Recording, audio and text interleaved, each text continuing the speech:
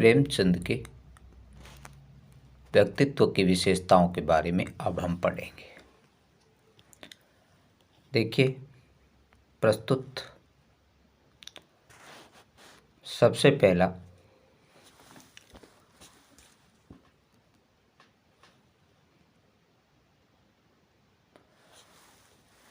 हरिशंकर परसाई ने प्रेमचंद का जो शब्द चित्र हमारे सामने प्रस्तुत किया है, उससे प्रेमचंद के व्यक्तित्व की कौन कौन सी विशेषताएं उभर कर आती हैं।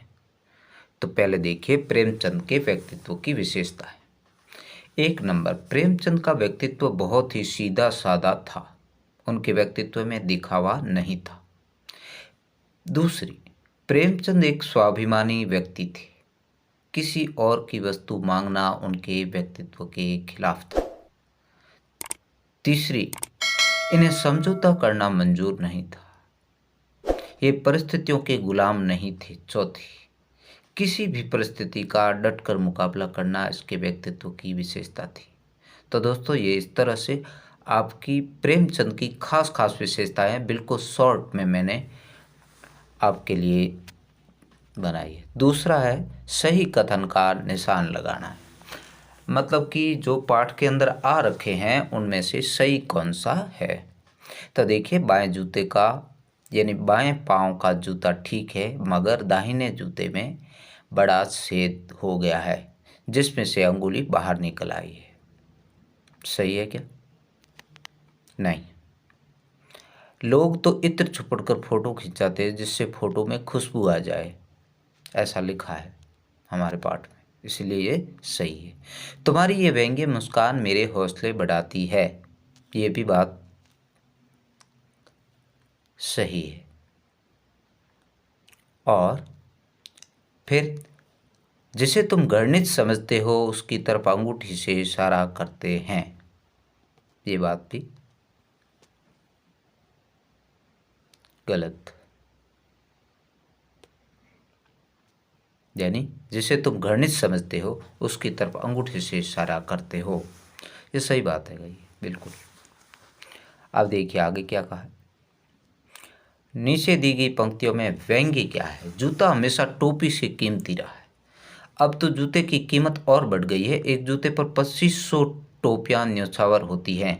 तो पहला इसका अर्थ है, देखिए यहाँ पर जूते का आशय यानी जूते का अर्थ है समृद्धि से, और टोपी मान मर्यादा और इज्जत का प्रतीक है। वैसे तो इज्जत का महत्व संपत्ति से अधिक है, परंतु आज की परिस्थिति में इज्जत को समाज के समृद्ध और प्रतिष्ठित लोगों के सामने झुकना पड़ता है। इसका मतलब ये है, ठीक है ना। तो जूता हमेशा टोपी से कीमती रहा है। जूते का अर्थ समझ गए आप, क्या है?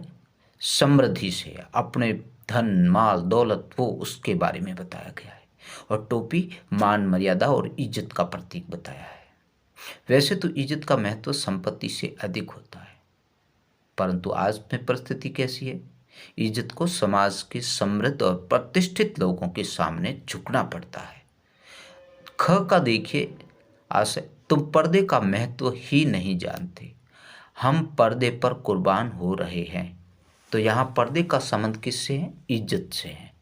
जहाँ कुछ लोग इज्जत का यानी इज्जत को अपना सर्वोच्च मानते हैं तथा उस पर सब कुछ न्योछावर करने को तैयार रहते हैं, वहीं दूसरी ओर समाज में कुछ लोग ऐसे भी हैं जिनके लिए इज्जत महत्वहीन है, केवल पैसे को महत्व देते हैं। आप जानते, पुराने समय में तो ऐसा ही होता था, इज्जत ही सब कुछ होती थी और उसके लिए सब कुछ न्योछावर कर देते। लेकिन आज की परिस्थिति कैसी है? आज सिर्फ इज्जत का कोई महत्व नहीं है। और तीसरी बात क्या कही है? जिसे तुम घृणित समझते हो उसकी तरफ हाथ की नहीं पांव की अंगुली से इशारा करते हो। तो यहाँ प्रेमचंद जी कहते हैं कि गलत वस्तु या व्यक्ति को इस लायक नहीं समझते कि उसके लिए हमारा हाथ प्रयोग करके हाथ के महत्व को ही घटा दे या कम कर दे, बल्कि ऐसे व्यक्ति या वस्तु को पैर से संबोधित करना ही महत्व के अनुसार उचित है। ठीक। अब आगे चौथा प्रश्न क्या बताता है। पाठ में एक जगह लेखक सोचता है कि फोटो खिंचाने की अगर ये पोशाक है तो पहनने की कैसी होगी, लेकिन अगले ही पल वह विचार बदलता है कि नहीं, इस आदमी की अलग अलग पोशाकें नहीं होगी। आपके अनुसार इस संदर्भ में प्रेमचंद के बारे में लेखक के विचार बदलने की क्या वजहें हो सकती है? तो देखिए, पहले लेखक प्रेमचंद के साधारण व्यक्तित्व को परिभाषित करना चाहते हैं कि खास समय में ये इतने साधारण है तो साधारण मौके पर ये इससे भी अधिक साधारण होते होंगे। परंतु बाद में लेखक को ऐसा लगता है कि प्रेमचंद का व्यक्तित्व दिखावे की दुनिया से बिल्कुल अलग, क्योंकि वे जैसे भीतर है वैसे ही बाहर भी है। तो देखिए, ये आपके इस प्रश्न का उत्तर हुआ। अब पांचवा प्रश्न है, आपने ये व्यंग्य पढ़ा है, इसे पढ़कर आपको लेखक की कौन सी बातें आकर्षित करती है? ठीक है ना, आपने ये व्यंग्य लेख पढ़ा है, इसमें कौन सी बात है? लेखक की स्पष्ट व्यक्तता है। यहां बात को व्यंग्य के माध्यम से प्रस्तुत किया गया है।